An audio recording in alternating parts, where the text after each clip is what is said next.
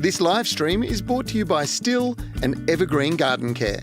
Stihl is Australia's most trusted brand of garden power tools, backed by 95 years of German engineering excellence. To get your hands on their range, visit your local Stihl dealer today or visit stihl.com.au. Evergreen Garden Care and their market-leading brands are some of the best known and trusted consumer brands within the garden care market.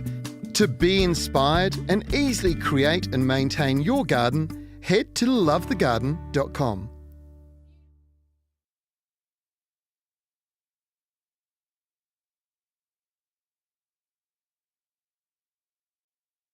Garden Express are Australia's leading mail-order gardening service, offering a wide range of quality garden products. Each week on the Garden Gurus Live, the team at Garden Express will share a weekly offer. So make sure after today's show you jump online and visit their website.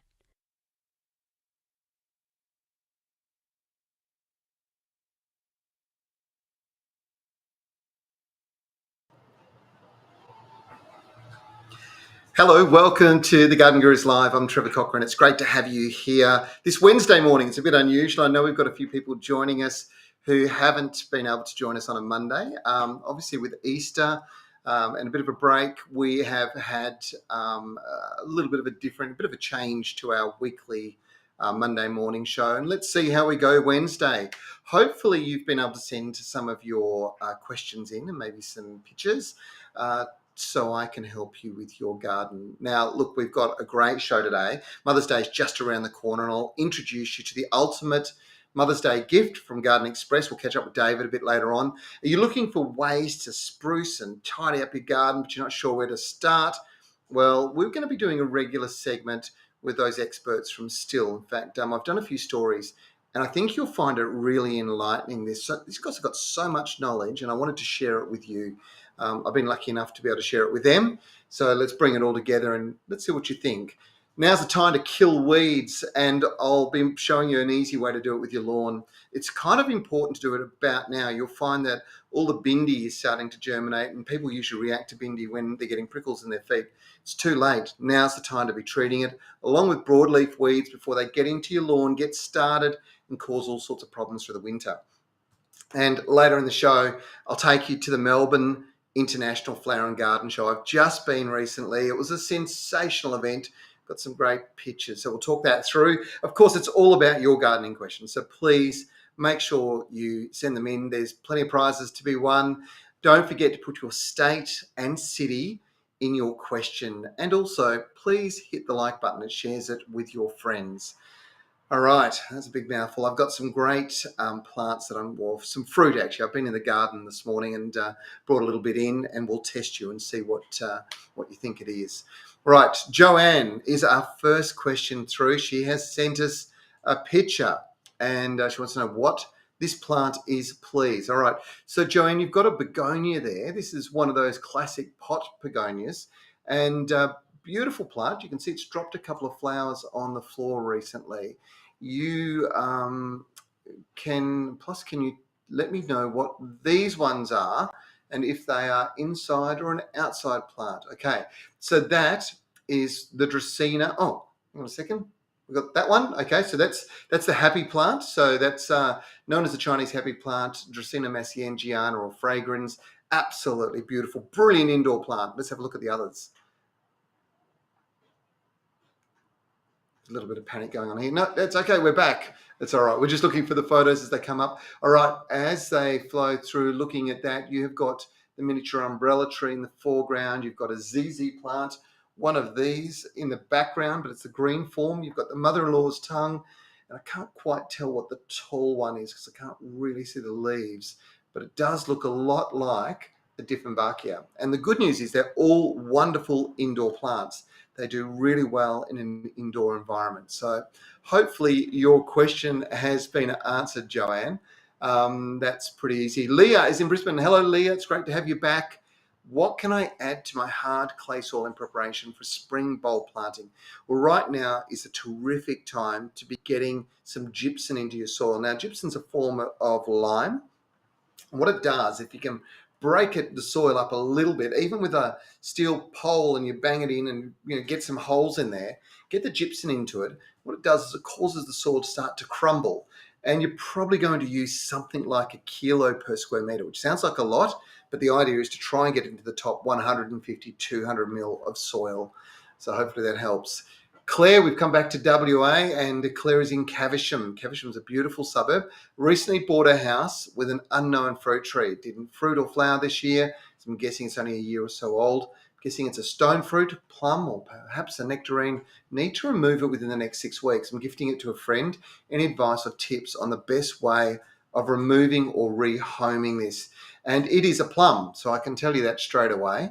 And the best thing to do is to try and leave it to the first week. There you go. Now, it could be a flowering plum or a fruiting plum. The way it's got multiple branches coming off the bottom suggests that it is probably a seed-grown plant, or alternatively, it's the rootstock, which would probably give you a cherry plum. So they're all still edible and quite nice.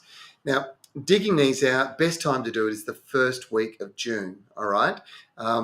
As you get into the colder period of winter, a lot better to dig them out. Try and get as much of the root system out as you can, and try not to knock all the soil off it. If you can leave as much soil on, you'll reduce the damage to the fine feeder roots. So wrapping it in a bit of hessian, lifting it out of the soil, taking it to its new home, digging the soil up, digging a big hole that's twice as big, filling it with a good potting mix is ideal, or a well composted compost.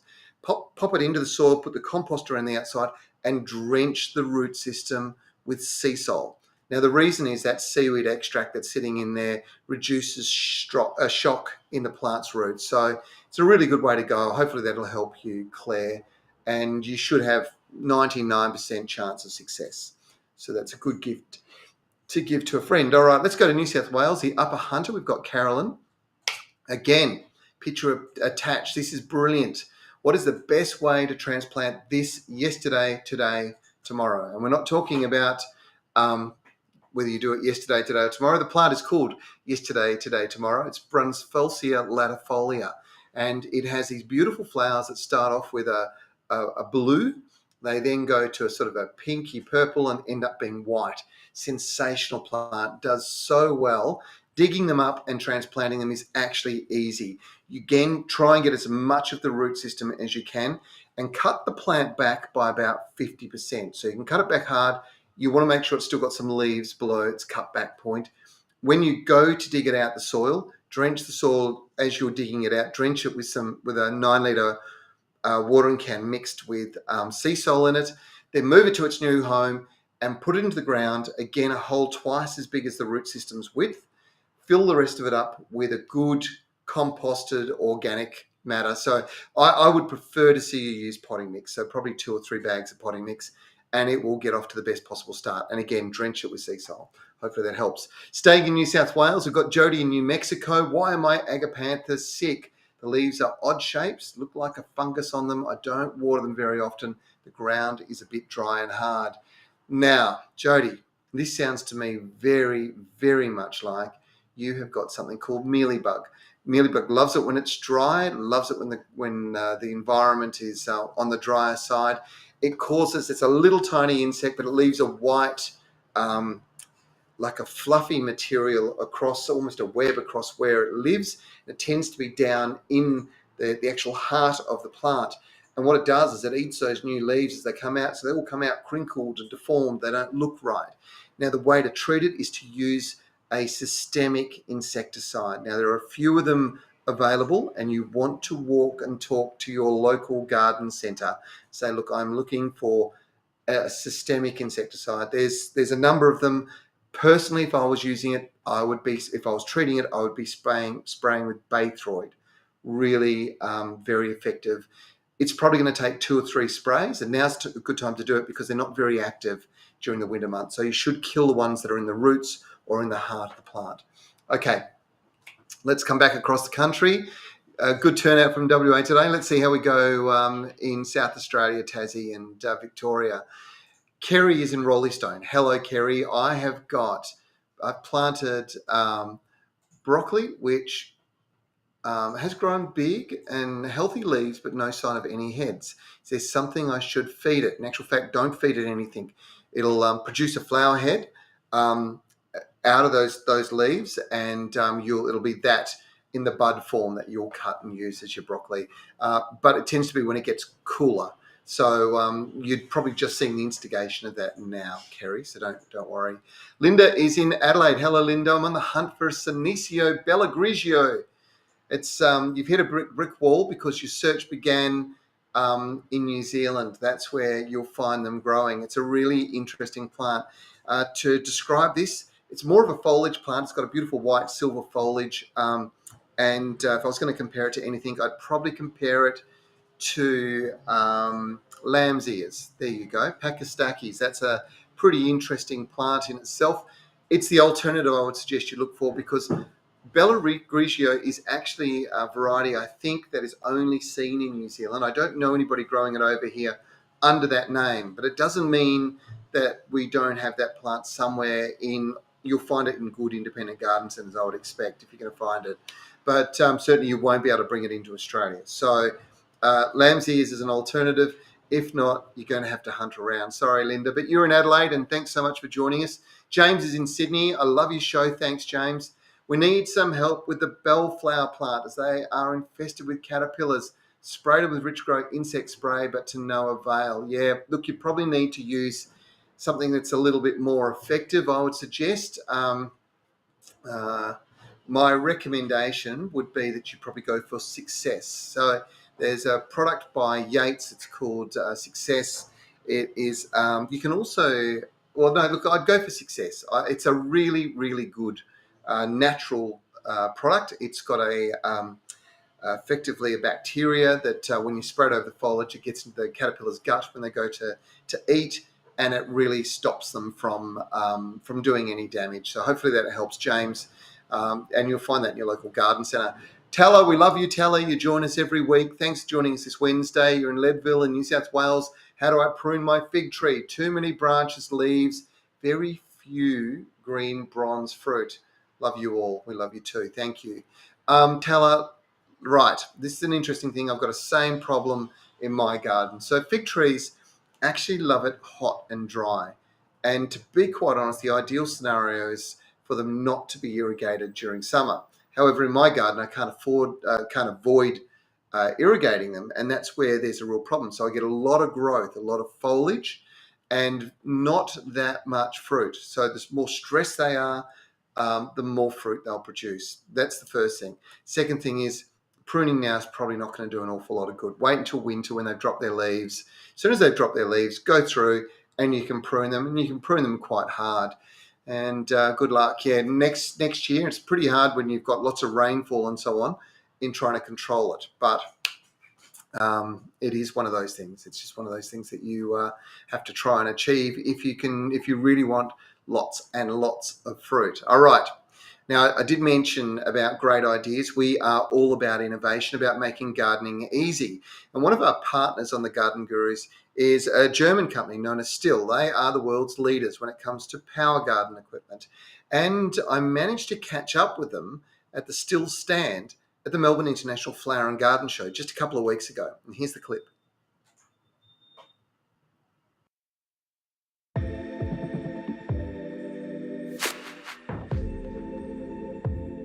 G'day, Daniel. How are you, mate? G'day, how are you? Now, listen, you guys have just been the innovators when it comes to tools, but there's some real changes that are making pruning and clipping your hedges and possibly even your lawn so much easier. Take me through it, because this is amazing. Yep, well, we can start off with our little pruning saw here. This is just a general lightweight little pruner. Yep. Doing up to about 3-inch diameter in branches.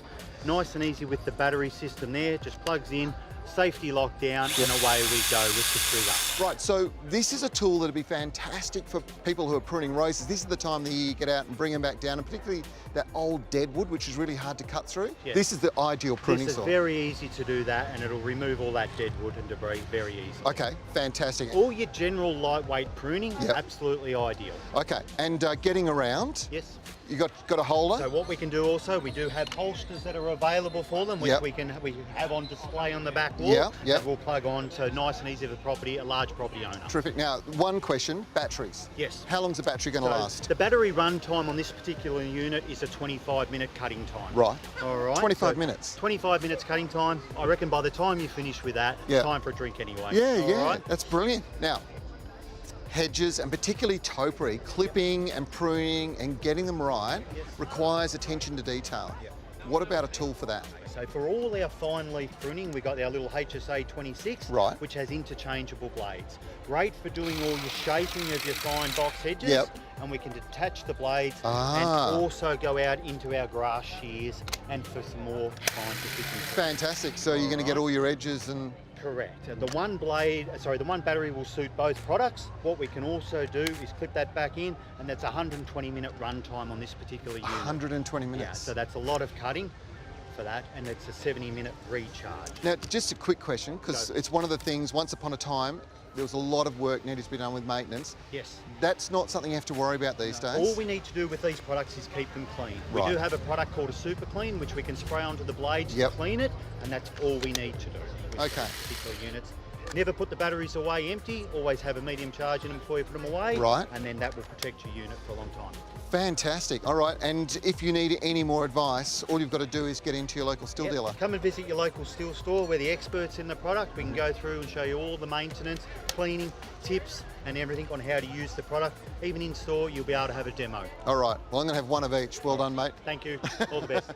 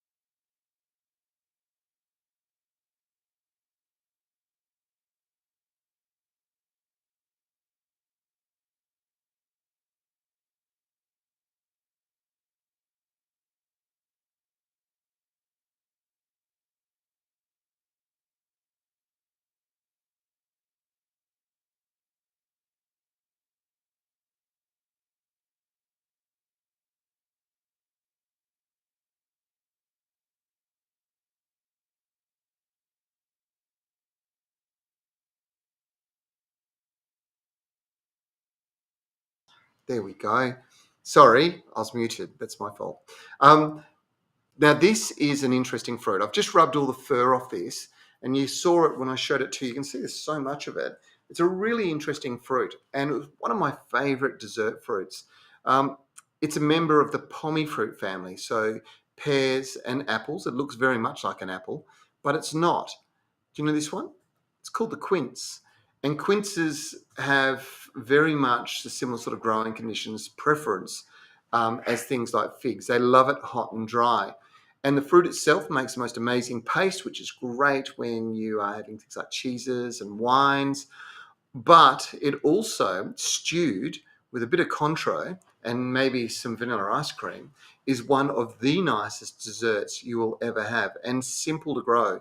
So I've just harvested these. They are all going to be turned into quince paste because our tree is only 3 years old, and it is just starting to produce about maybe 40 or 50 fruit a year. But within 3 years, it'll probably produce somewhere around about, I don't know, maybe 200 or 300. And then there'll be a lot of other recipes coming forward. Do you know this one? This is an interesting one. This is an orange. All right, I'll tell you that. When you cut it in half, however, it looks like that.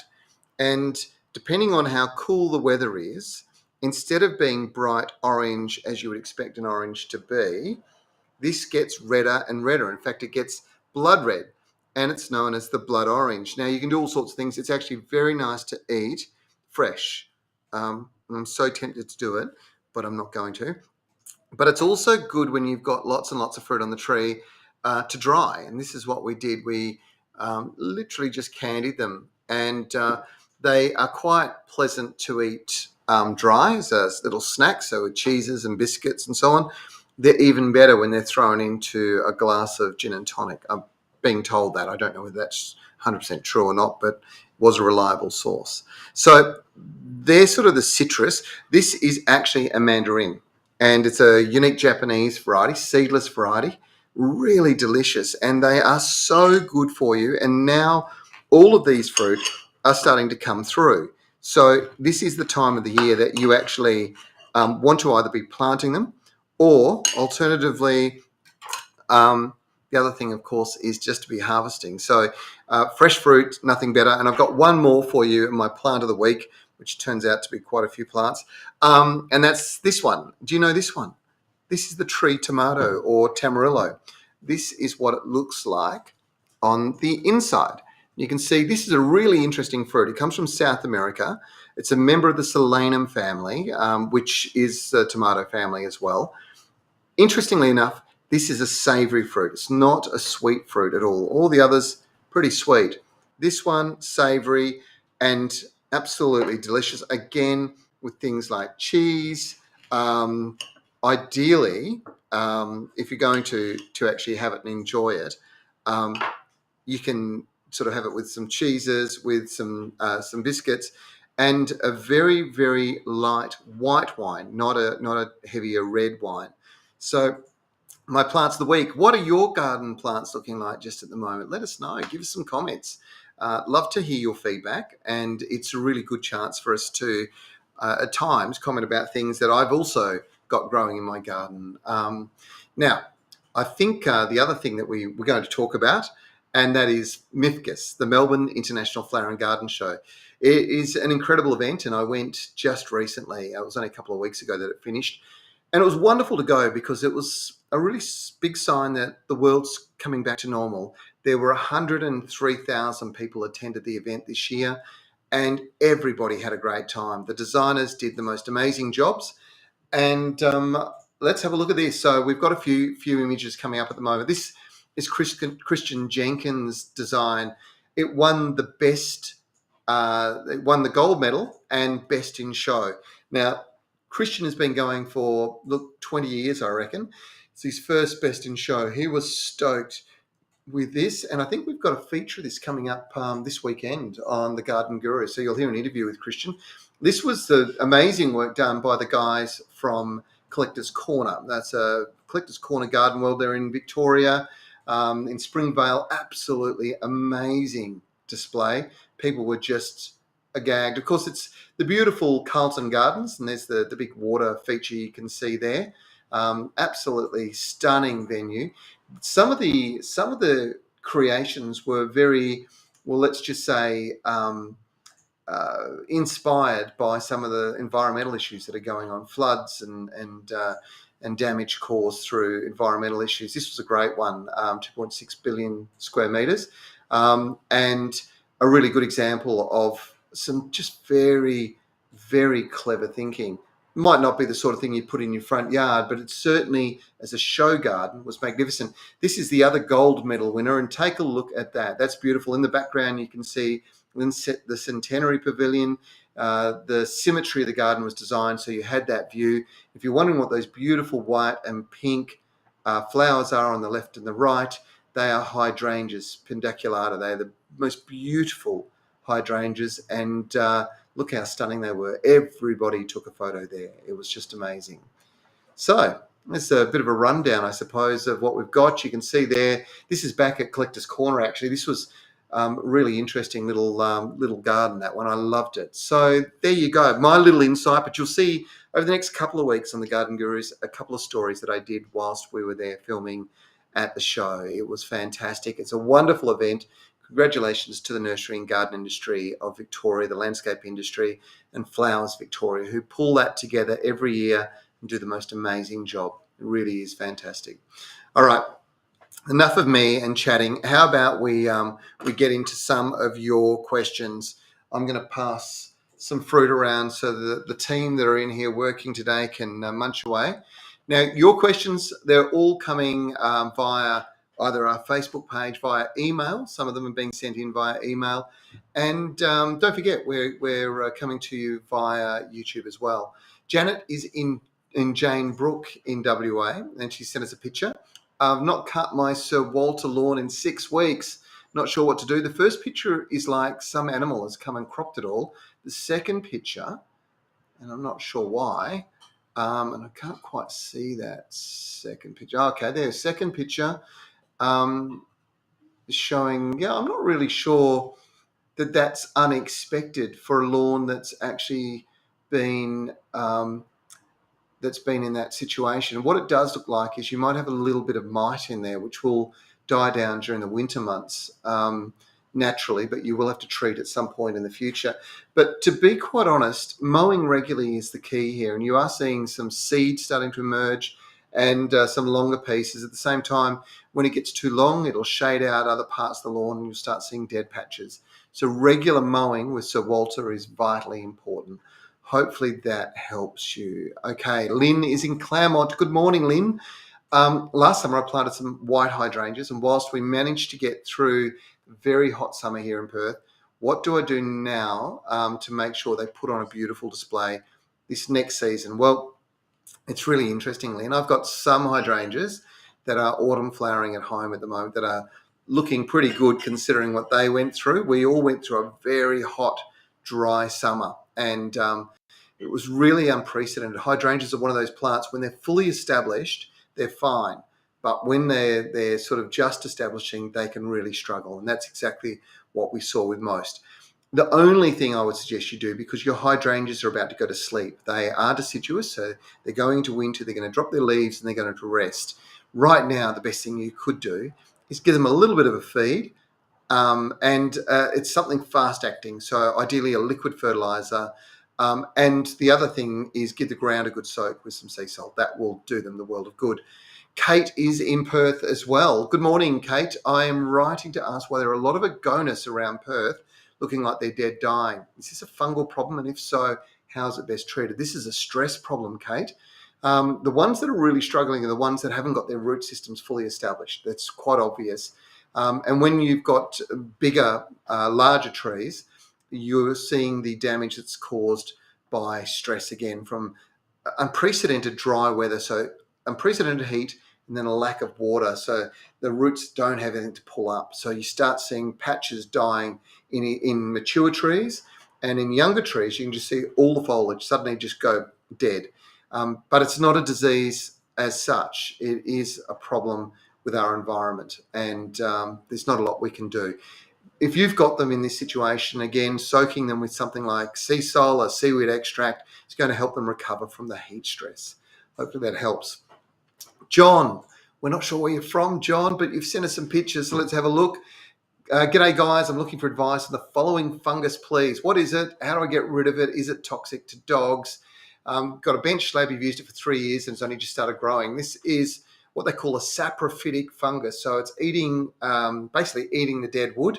To the best of my knowledge, it's definitely not toxic to dog or appealing to them. So I've got dogs and I've got this growing in wooden logs in my own garden as well.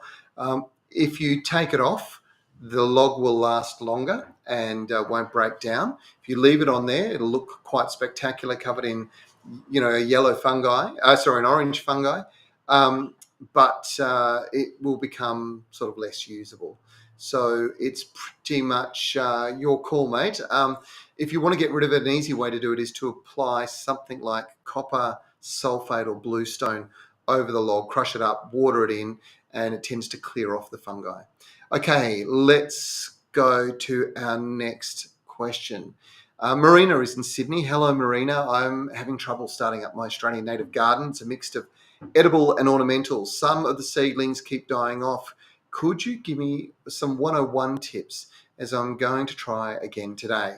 Too much rain? Should I move the seedlings into bigger pots rather than straight into the garden? Marina, look, there's a lot of different ways to do it. In Sydney, you've had a lot of rain, and it could be that it's too much. If you were in Adelaide, for example, it may just be too dry. And this is the trouble with trying to get them started. What you want to do is you want to get them started going into the wet season, into the winter, and planting sort of in May. So it's a perfect time to do that.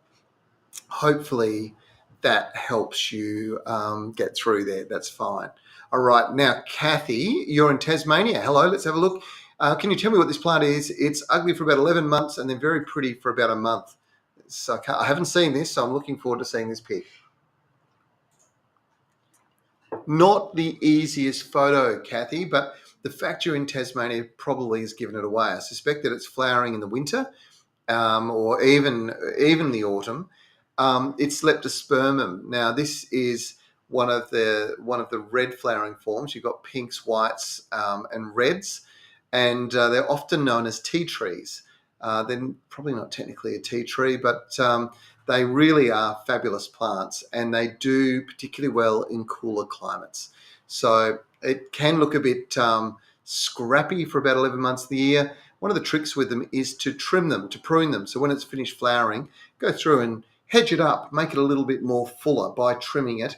It'll produce more foliage and better flowering next year. Hopefully that helps. Kathy in Tassie. Okay, let's go to Belgrave in Victoria. Margaret, hello. I planted some hippeastrums a few years ago. They've never flowered. Could you tell me what I have done wrong, please? Well, the only thing I can think of, Margaret, the two things with hippies. One is they're better to be left dry during the summer. So mine always flower at Christmas time into January, and I really don't have the sprinklers running on them basically as soon as we've got out of the spring. And then when they've finished flowering, I'll actually put some water on them then, because I want them to grow and grow more plants and be bushier and produce more flowers. The second thing with hippeastrums is if they're planted in shade, their flower will be very sporadic. So if you've got them in a really shady spot, they may or may not be reliable when it comes to producing flower. Amanda is in Richmond in Adelaide. Hello, Amanda. I've got a small yard. How do I prune my quince tree to keep it manageable? Hard is the answer, Amanda. Don't be scared to get into it. They do respond very well to pruning, and pruning on a regular basis. So when they're in the growing season, as they're starting to produce growth and you see it starting to get a little bit long, hack it back. It's okay. It's fine. A couple of years of that kind of pruning will end up with a lot denser tree, but you'll actually produce more fruit, believe it or not, and it'll give you the ability to control it a lot better. So that's probably not a bad way to go. And it's nice to have you joining us from Adelaide too. Kathy is in Queensland, the Burnett region. Will quince fruit grow there from seed or graft? You definitely want grafted plants. I don't know the Burnett region super well. Quince are a deciduous tree. They're triggered by chilling hours. So the flower production and the fruit production is a result of hours under 10 degrees Celsius. And the more of them, the more fruit that'll be produced. So if you can get some cool winter nights, it'll work. If you don't, it might grow but not produce fruit. Not sure. Rach, I'm not sure where you're from, but you've asked for some advice about treating fungus gnats in indoor plants, right? This is a common problem. It always ends up with little flies in your Chardonnay, doesn't it? Rach, the trick with this is either grow it in the Scott's Osmocote premium potting mix for indoor plants. It's a 10-litre bag. It's a grey bag about that big. It doesn't have any organic matter in there. And the gnats are around because they're in the potting mix that's got pine bark. They eat that pine bark. They lay their eggs in it. And that's why you're seeing lots and lots of them around. So you could change your potting mix. You can also get a drying material that you can treat as a mulch. And it is for fungus gnats. It comes in a little 5-litre bag. You'll find it in Bunnings stores. And it's a really good way to get control of the gnats initially now and stop them from proliferating further in your garden. Claire is in Caversham. Hello, Claire. Does Morea transplant well? In Caversham, and I think the last owner put it in the wrong spot. Yeah, okay. Moreas will transplant well, but you have to do it during winter, not during the warmer season. They can't stand any drying out if their roots have been damaged. Cut them back about 50%, so you've still got foliage on them. Then dig as much of the root system out, move it to its new home, put it into some good soil around the outside, soak it with sea salt, you'll do okay. How's that? Now, we haven't had too many questions on lawns. Did that one before about Sir Walter, but right now there's something you have to be doing with your lawns to make sure that you get them performing really well. You don't want weeds outcompeting your grass. And as we move into winter, most grass varieties are what we call warm season grasses. Kikuyu, obviously buffalo grasses and things like, and you can see we've got a little bit of image of some of the weeds that are going on at the moment and starting to appear. and things like couch. Now, these grasses really are susceptible to being overgrown by weeds if you're not careful. And the trick is to be applying a weed and feed product over the top. Now, if we can go back to that's great. When you're applying this, you do have to be careful which weed and feed you use. And you can get weed and feeds that also have a fertilizer in them as well. So it is a weed, it's a feed, and a strong green up in a liquid hose on. The guys at Lawn Builder have got a ripper, and Lawn Builder is that product that the professionals use. They really do incredibly well when it comes to treating professional lawns, and that's why the product is so good to use in a domestic environment. But this weed, feed, and green up liquid lawn fertilizer is brilliant when it comes to treating things like, well, your bindi, your broadleaf weeds. It's a really good way to actually get control. It's highly soluble. You spray it over the top of the foliage, and you can see it going on there.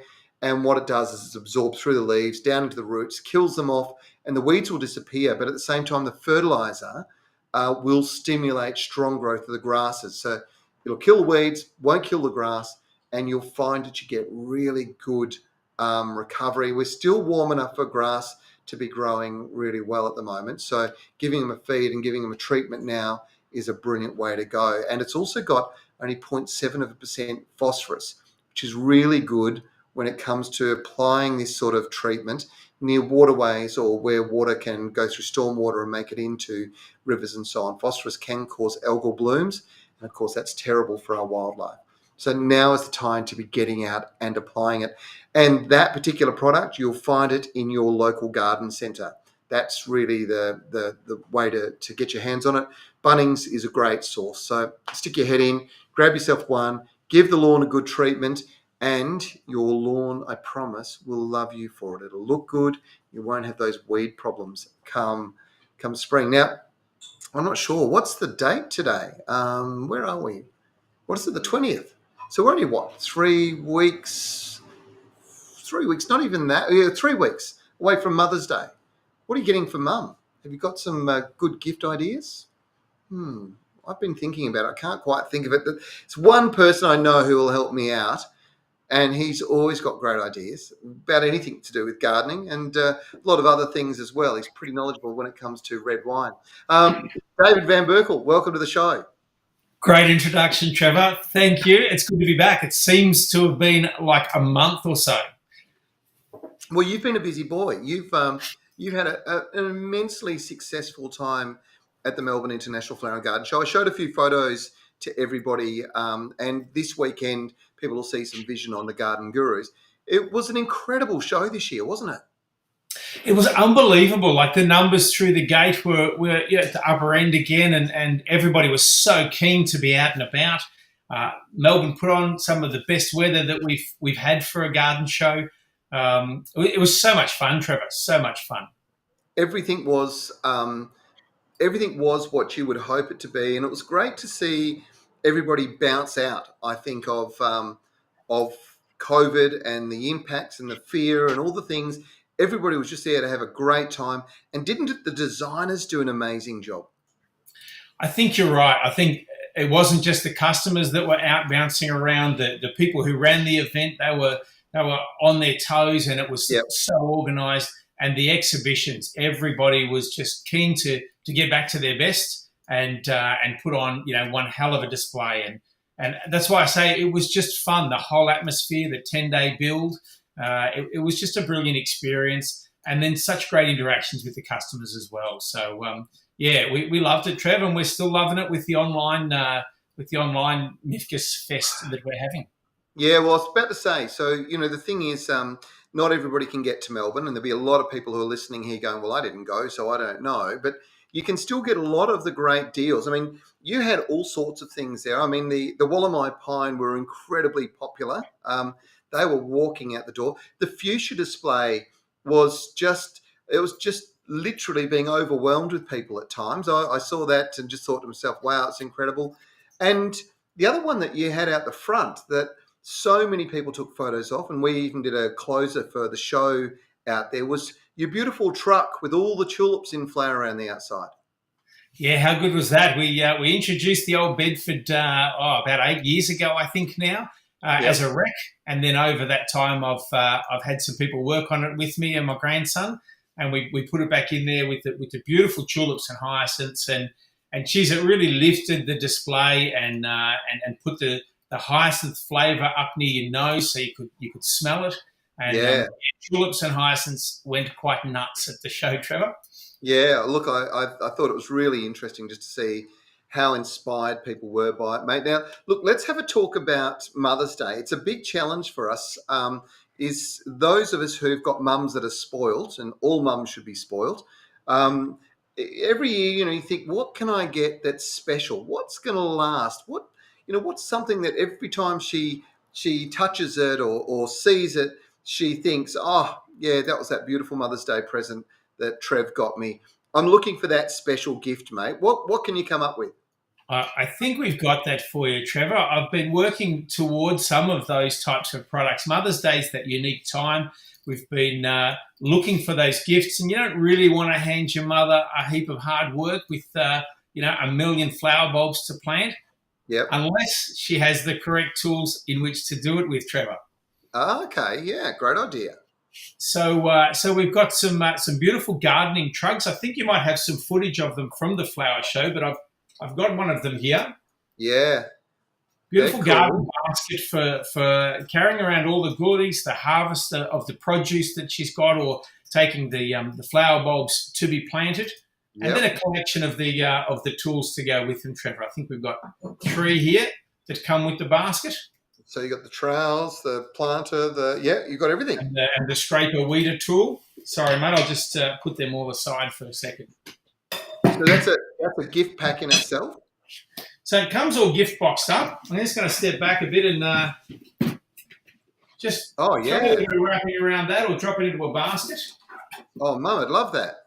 Beautiful presentation box to boot, Trevor, to make the ideal gift for Mother's Day. Now, I think I'll give one to my mum. If your mum hasn't got one already, there's a problem. But so tell me, what is that worth, mate? That is regularly worth $79, but we're doing a Mother's Day offer for $55. So a saving of 30% for the viewers and our customers this week. Hang on, pick that back up again. Sorry, did you say it's only $55? $55, including the 3 tools, Trevor. That's fantastic. That's a great deal, mate. That's and it looks beautiful. Yeah, a bit of wrapping paper around that. She'd be pretty stoked with that. Anything else? We've still got the show bag on offer, a limited supply of the show bag from our Flower Fest. So that's $100 worth of bulbs for $29. I've got one of those here as well. Also nicely presented. Probably fits perfectly in the basket as a combo gift there, Trevor. I'm surprised Rowan hasn't, done my dollars on that one as well. I'm surprised he hasn't as well, because he's good at that. And you've got to stick to your strengths. Rowan's going to do that, I'm sure. But that's a great idea. That bulb. There's still a lot of people that are wanting to put bulbs in, so now's the time to act on it, isn't it? Yeah, absolutely. And we stocked up for the garden show, knowing that in the last couple of years we've done the garden show online. And so we've been able to reach a bigger audience than those that just can come to Melbourne and visit us. So there is still some flower show product left available online. Awesome. And then we've also got my larger version. If you really need your mum to go out and do a bit of work, we've got my good stainless steel spade and fork set. So David, when we were kids growing up, stainless steel was the choice for tools, and there's a few different reasons for it. One is that it doesn't rust, obviously, and it stays clean. It actually works better. It seems to cut better when you're digging into soil and so on. And your handles, the quality of the timber and everything looks sensational with those. It's a beautiful set, and I did actually give one of these to my dad about a year or so ago when. And he said that he'd had a set like this dating back about 30 years, and he hadn't been able to find similar replacement.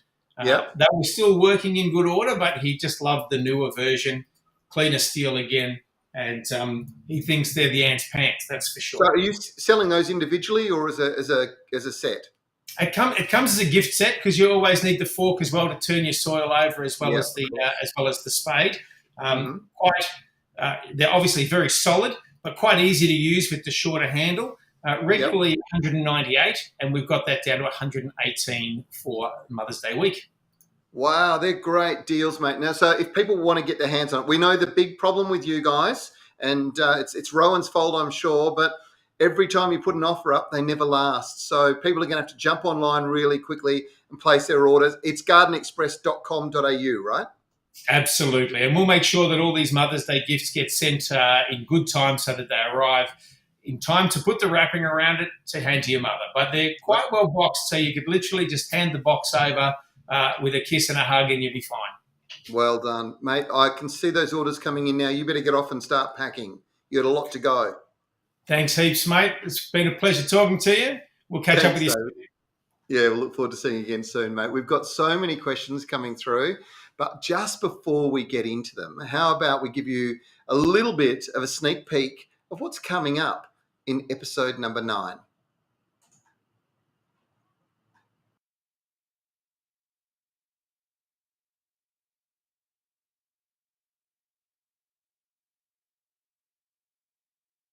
That's okay. Just got to have those occasionally. How about I answer a few questions until we fix that one? Joe, I'm not sure where you're from, Joe. Remember, let us know where you're from. Really important. And I've got 2 or 3 that are coming through that you've forgotten to tell us where you're from. It does help me an awful lot. Joe, the last time I used weed and feed on my lawns, I think I overplayed it onto the garden bed full of petunias. They didn't look the best afterwards. How do I prevent it? Really good point, Joe. You definitely cannot afford for this spray to hit any of your ornamental plants at all.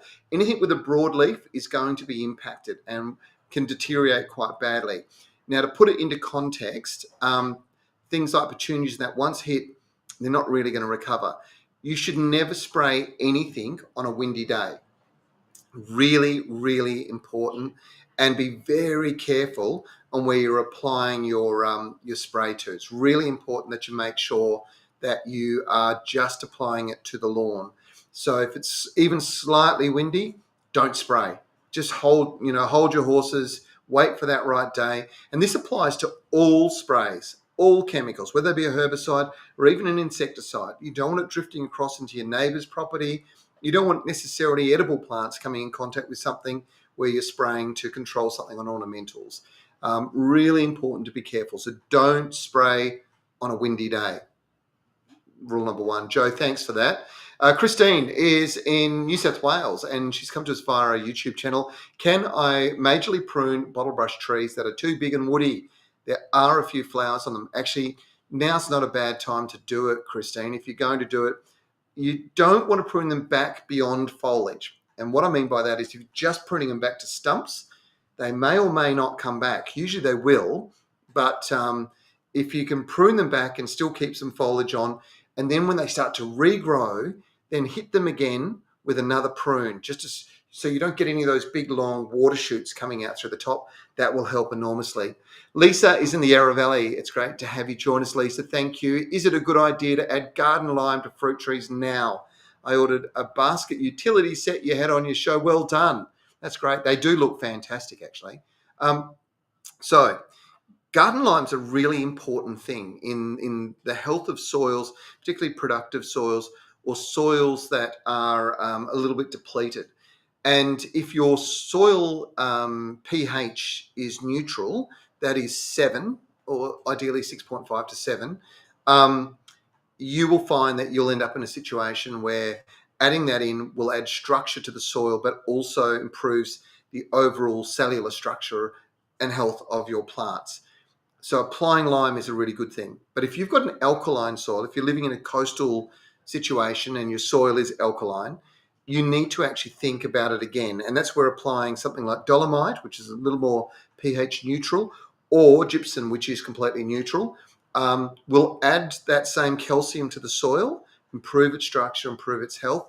But most importantly, it won't change the pH of the soil. So hopefully that helps you out a little bit. And definitely fruit trees will benefit enormously from an application now, particularly things like citrus. Belinda is from Mitchenberry in Western Sydney, New South Wales. After all the rain we've had, I think my umbrella tree drowned. It's normally full and dark green and healthy, but it's lost so many leaves. It's half the tree it used to be. What do you suggest? I just hope that it stops raining and you don't get any more rain. Belinda, it will recover. I do expect it will. But the soil just needs to dry out and it will start to recover. When your soil has dried, applying something like sea salt, a seaweed extract, is a good way to go because it does stimulate those new feeder fine roots and it helps the plant recover a bit quicker. But it's one of the hardest things ever is to help plants that have been saturated and have literally suffocated under the water. Very, very difficult. Not all the trees, umbrellas do love water, so it shows just how much rainfall you have had. Now heading to Boronia and Victoria, and it's our good friend Tyson Sanders. Hello, Tyson. Thanks so much for joining us. Can I plant beetroot seeds in my garden bed? Can you give me some tips and advice? Thank you, Trevor. Tyson, absolutely. Nice sunny spot. Scratch the soils, literally spread your seeds out over the top of the soil. Don't put anything on top of it. Get the hose and wash them in. And you do it once. So you just let it sort of wash into the surface of the soil.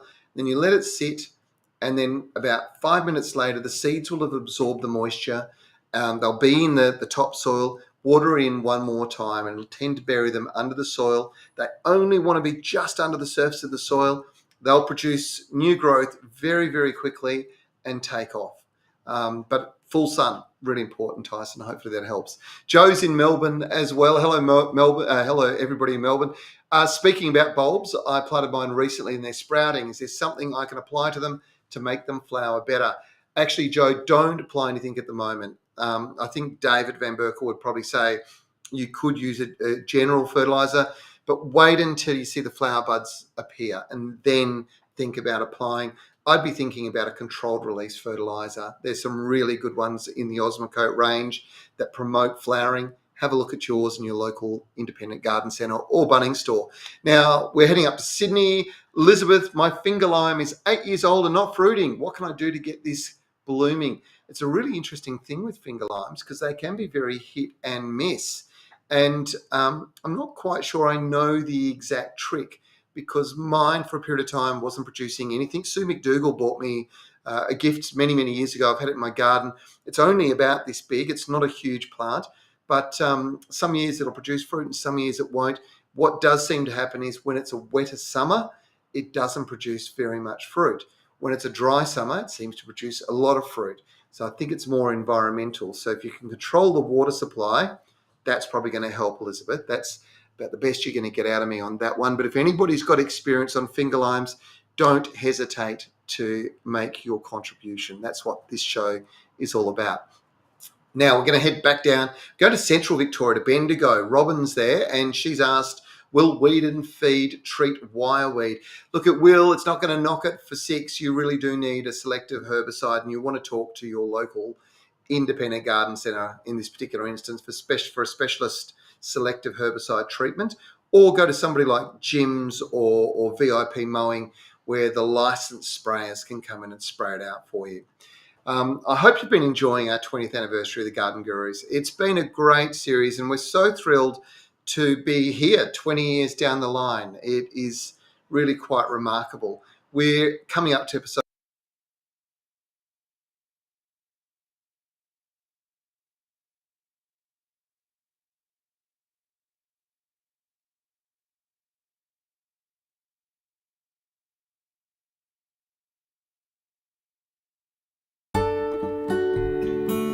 It was a brutal summer right across Australia, and a lot of our gardens are looking a little worse for wear and in need of some TLC.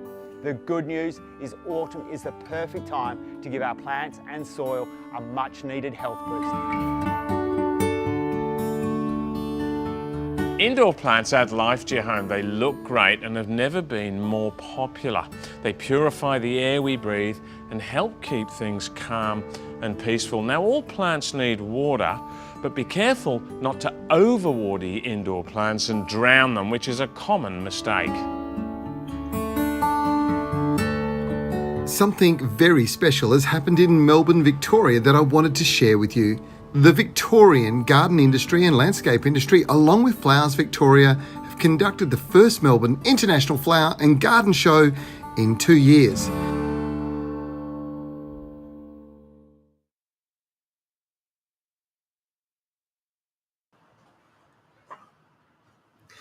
Wow, there you go. That's what's coming up this week on the show. Now, we are running out of time. Where are we? Oh, I can't believe it. Got 5 minutes to go. Let's belt through the last few questions we can do for this week's show. Sarah is in Dawesville. It's in Western Australia, just south of Perth, about an hour or so. She's purchased the new hybrid kangaroo paws. Don't want to plant them till I move to North Dandalup. Should I repot them or leave them in the pots they're in? Repot them, Sarah. They've got quite a vigorous root system. They love growing in good potting mix.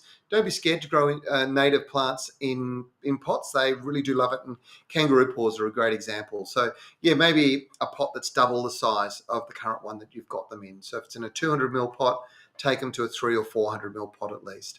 Liz is in the Central Coast of New South Wales. Hi, Liz. It's just a general question. What's the difference between a spade and a shovel? Okay, it's a good question. So a shovel is for shoveling and a spade is for pushing into the ground and digging in. A shovel, you will get a post hole shovel, which is kind of a combination between the two. But yeah, technically it's just how you use them. One is for shoveling stuff around. So they're usually square mouthed as a general comment, so square headed. And a spade is generally sort of rounded. So that's designed purely for the cutting purpose of digging into the soil. Hopefully that helps that. Nice general question. Thank you. Lynn, I'm not sure where you're from, Lynn, but thank you very much. You said you love our show. My large teddy bear magnolia. It's a potted plant on your balcony and it has been mistakenly overwatered and waterlogged before our week holiday. This is what has happened. Can this come back? It depends on how much damage has been done. Really the trick here is to make sure that the soil is dried out. If you do that, magnolias are pretty tough. They're really, really good. And it's one of those things, I just think that you probably find if you can let the soil dry out, it should bounce back. There's really not a lot more you can do because if it's got waterlogged and it's got a fungal disease, even soaking the soil is probably not going to do a lot of good. It's all about drainage at this moment in time. Ron in Perth, thank you, Ron. You've come back to us. My finger lime is fully laden with fruit and has been since last year. It's in a nice big pot, but all the fruit seems to be taking ages to ripen. So the trick here is one is it's producing lots of fruit in a pot. Now pots have dramatic temperature variations, so tend to dry out. Roots tend to grow to the side of a pot. When it's a hot day, they get a bit of stress and your finger lime's producing a lot of fruit. That's a really good indicator as to the way that you should get the best results out of finger limes. But it's taking ages to ripen. How long do they take? Well, actually, all citrus are late here in WA because we had such a late hot summer. And they do need some cooler nights before you'll get that colouring coming up. If you crack one of them open, you'll probably find that it's actually ripe on the inside, but just not coloured up on the outside. But they will colour up over the next probably 2 to 3 weeks. Mine at home are exactly the same, Ron. We're in the same boat, so don't worry. Amara is in Swan View in WA. I've got a lime green magnolia situated close to a kumquat established by previous owners. It's always been beautiful and healthy. The heat waves over summer have burnt the leaves. Thought it was bouncing back, but it seems to be heading to the heavens. What should I do? Well, look, you are in WA. It has been a really hot, dry summer. Soak the soil around the base of the root system with sea salt. So 2 or 3 9-litre watering cans, drench it. That will help it a lot. But be conscious that we're going into autumn, the plants are going to go to sleep. So all you're wanting to do is basically make sure those roots are recovered from all the stress. Irene is from Bundaberg, subtropical Queensland. Love it.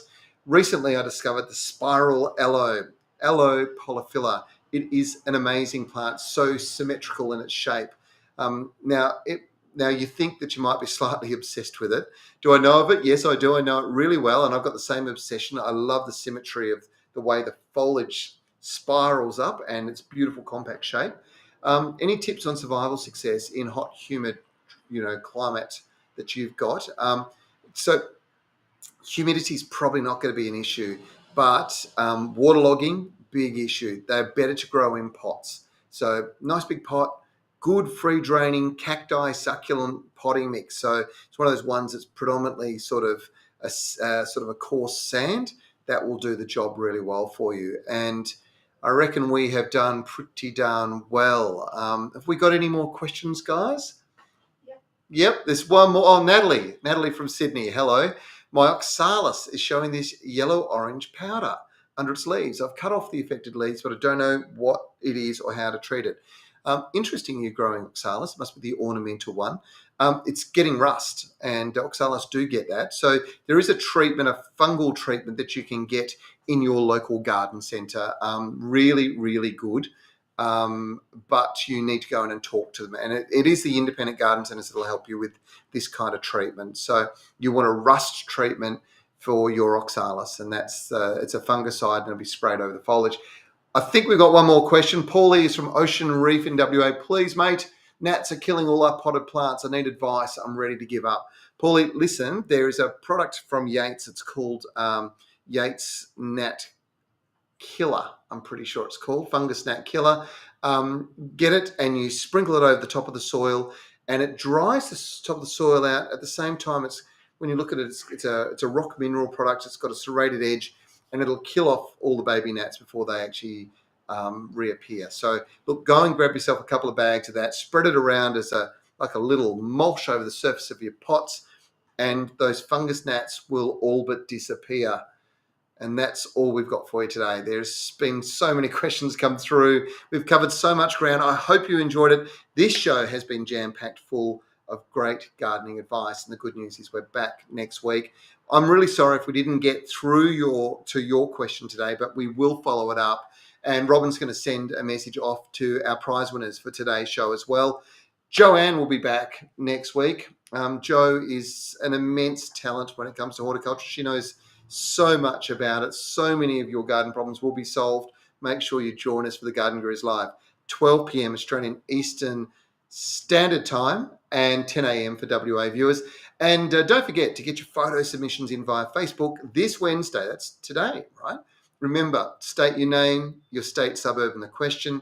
And if you've got any other questions, or you just want to have great research source, you can always jump onto our website, thegardengurus.tv. It really is jam-packed full of fact sheets and videos, great links to wonderful companies and products that'll help solve garden problems. And of course, if you want to see any of our programs or any stories, head to thegardengurus.tv. That's our YouTube channel, so on YouTube.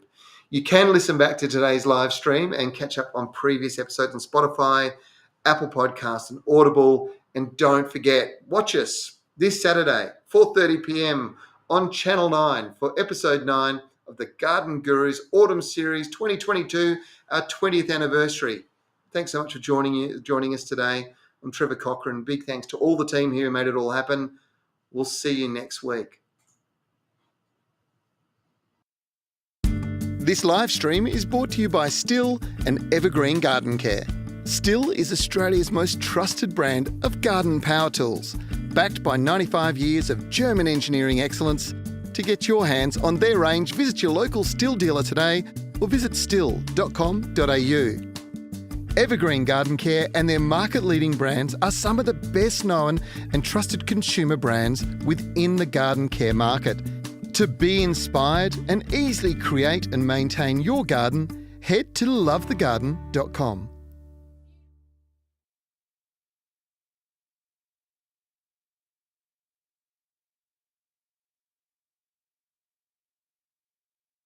Garden Express are Australia's leading mail-order gardening service, offering a wide range of quality garden products. Each week on the Garden Gurus Live, the team at Garden Express will share a weekly offer. So make sure after today's show you jump online and visit their website.